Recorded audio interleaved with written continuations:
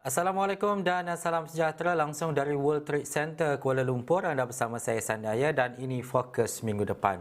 Banyak perkara untuk kita lihat dan juga banyak perkara untuk kita kongsikan dan pastinya secara eksklusif dan juga penting untuk kami bawakan kepada anda perkembangan bukan sahaja dalam negara tetapi di luar negara.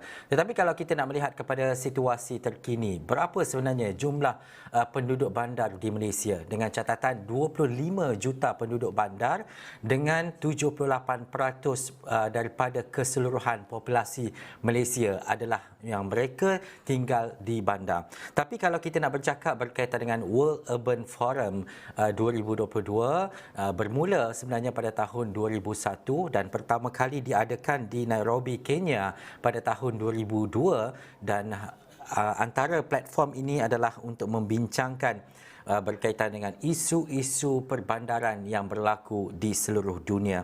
Dan kali ini sekali lagi ia berlangsung dan kali ini diketuai oleh Ketua Delegasi Menteri KPKT. Dan antara perkara yang perlu kita lihat adalah bagaimana transformasi yang harus dilakukan di bandar-bandar.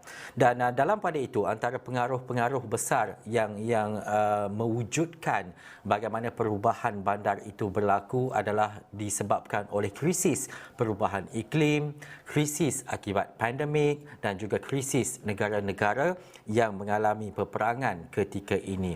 Antara perkara dan juga yang perlu dibincangkan adalah the urban futures, bagaimana untuk kita melihat masa hadapan bandar yang lebih baik selepas ini, antara yang turut menjadi tema bagi World Urban Forum pada kali ini. Jadi kita nak melihat kepada bagaimana kesinambungan, bagaimana perjalanan itu yang akan berlangsung bermula 26 sehingga 30 Jun 2022. Rakan saya Zulfitri Yusof yang merupakan editor Astro Awani kini berada di Katowice, Poland untuk berkongsi maklumat dan juga informasi terkini dan juga maklumat lanjut berhubung dengan World Urban Forum yang akan berlangsung di sana. Jadi saya nak terus saja bersama dengan Zulfitri Yusof. Warna-warni saya nampak visualnya ketika ini berlatar belakangkan itu adalah tempat akan berlangsungnya nanti. Tetapi apa cerita dan juga perkongsian Zul daripada awal, kita tak nak cerita lagi persiapannya, tapi perjalanan Zul ke Poland mungkin mengambil masa daripada semalam sehingga ke hari ini.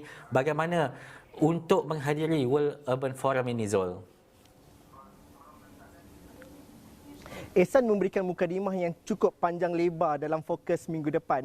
Tetapi sikit sebanyak itu gambaran yang telah diberikan oleh Ehsan mengenai World Urban Forum yang bakal berlangsung mulai esok 26 Jun sehinggalah ke 30 Jun nanti. Benar apa sahaja yang Ehsan katakan tadi, tapi sebelum saya cakap panjang lebar pasal World Urban Forum, benar saya bertolak hari Khamis lepas dan perjalanan untuk sampai ke Katowice ini mengambil masa hampir 24 jam. Benar kita berada di fasa peralihan endemik, dunia baru mahu pulih, jadi pergerakan masyarakat atau masyarakat dunia pada ketika ini juga tidak semudah dahulu dengan connecting flight dan sebagainya. Adalah beberapa cabaran yang kami hadapi, itu nanti Ehsan boleh ceritakan kemudian. Tapi Ehsan, berbalik kepada apa yang Ehsan katakan tadi, apabila Ehsan berikan cerita panjang lebar pasal World Urban Forum dan juga bagaimana kita melihat kepada populasi masyarakat yang tinggal di kawasan perbandaran, kalau di Malaysia lebih daripada 70%, kalau di peringkat dunia pada ketika ini 55% penduduk dunia tinggal di kawasan urban, kawasan perbandaran, dan ini akan meningkat pada tahun 2050 sehingga ke 68%. Apa maksud angka-angka itu semua? Kerana kita sedari bahawa apabila kita bercerita mengenai masyarakat global, kita selalu ceritalah masyarakat urban, masyarakat luar bandar. Kita kata orang luar bandar pasal pertanian dan juga orang urban banyak buat cerita pasal metropolitan, public transportation, cerita pasal traffic jam. Itu yang kita duk cerita dekat Facebook, dekat Twitter semua sepanjang hari contohnya. Tapi dengan apabila tingginya persentage ataupun peratusan mereka yang tinggal di kawasan bandar, perlu dilakukan sesuatu perancangan mulai hari ini ataupun kita perlu mendepani masalah-masalah ataupun krisis-krisis yang berlaku pada hari ini. Ini tak jauh daripada kita. Krisis bekalan makanan, krisis harga barang, krisis kesesakan dan juga bagaimana kita nak memastikan kawasan rumah kita mampu dimiliki dan juga berdaya huni. Ini antara sebahagian kecil sahaja perkara-perkara yang dibincangkan di World Urban Forum ini. Benar Ehsan katakan tadi, di Katowice ini, inilah lokasinya. Ini hanya sebahagian kecil daripada keseluruhan tempat berlangsungnya Forum Urban Dunia ini, WUF. Dan ini adalah antara kawasan yang bakal menyaksikan pertemuan, bakal berlaku engagement dan juga puluhan bilik yang ada di sini juga ditempatkan di mana segala forum, mesyuarat, pertemuan dan juga debat juga akan berlaku. Tapi yang menariknya juga apabila kita bercerita pasal transformasi perbandaran untuk masa depan urban yang lebih baik, vibe ataupun suara ataupun energi muda itu sangat dirasai di Katowice ini kerana partisipan dan juga mereka yang terlibat kepada kali ini dilibatkan secara inklusif. Kerana akhirnya apabila kita cerita pasal isu-isu perbandaran, ianya perlu melibatkan semua pihak daripada mereka yang bekerja, mereka yang digelar dalam populasi yang menua sehinggalah kepada generasi akan datang dan orang-orang muda. Dan itu juga menjadi topik perbincangan ataupun sebahagian daripada kluster dalam World Urban Forum di mana melibatkan engagement bersama dengan generasi-generasi muda. Ini bukan bosan je Ihsan. Kalau Ihsan suka tengok color warna-warni dan sebagainya ini, ada juga aktiviti-aktiviti yang bukan cerita pasal benda-benda serius, cerita pasal peratusan urban population apa semua. Tapi ada juga wayang pacak dekat atas sana. Jadi kalau cuaca musim panas di Poland ini, di Katowice ini, sangat menarik sekali nanti di belah malam insyaAllah kerana hari ini baru persiapan awal. Mereka masih lagi bertukang, masih lagi menggerak aturkan dan juga para sukarelawan masih lagi melakukan kerja-kerja mereka. Ini adalah sebahagian kecil yang kami bawakan dan kalau nak cerita panjang lah Ihsan, memang daripada A sampai Z semuanya ada dekat sini dan ini dilakukan bunyinya macam serius, bunyinya macam apalah orang ni cerita macam-macam cerita fakta-fakta penting ni.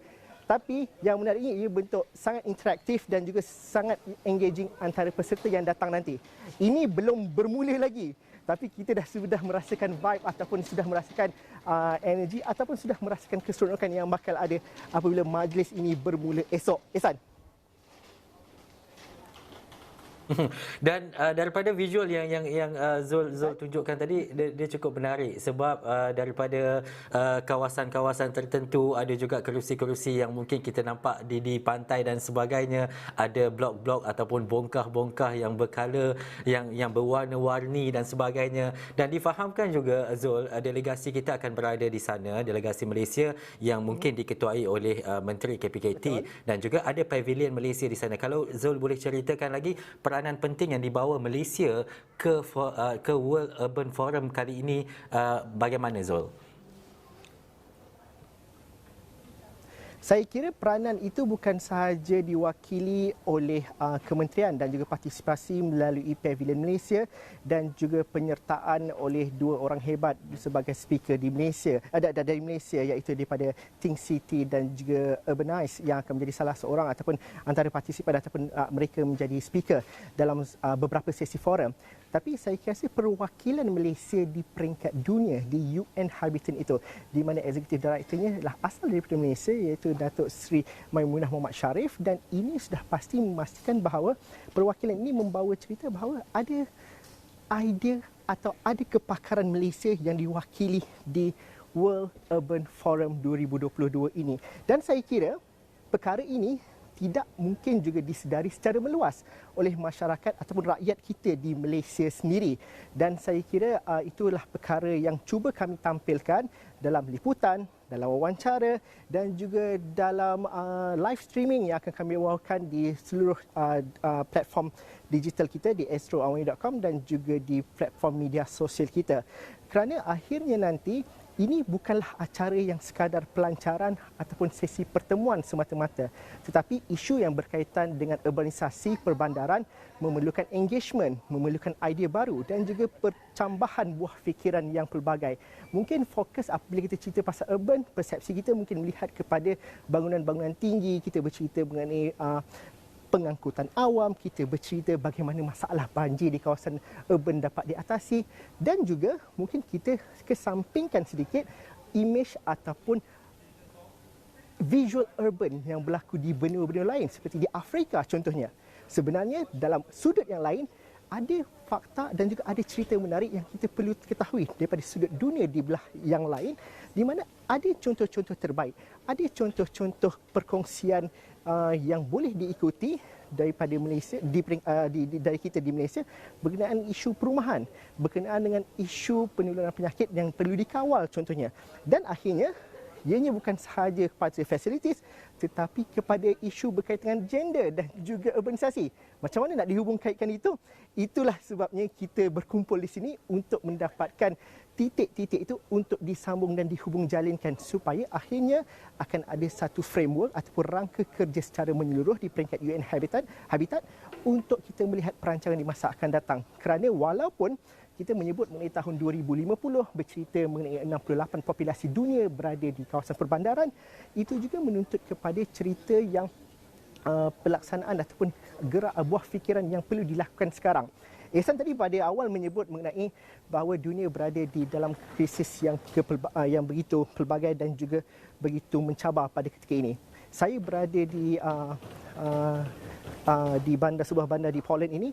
Ini adalah dahulunya kawasan Lombong Arang yang di mana telah menjadi satu transformasi yang hebat di mana mereka menerapkan dan juga melihat kepada isu kelestarian itu sebagai pembangunan semula bandarnya, dan itu dapat dilihat daripada segi bagaimana masyarakat mereka bergerak, bagaimana dengan pengangkutan awamnya, dan juga apabila Ehsan menyebut mengenai krisis akibat perang.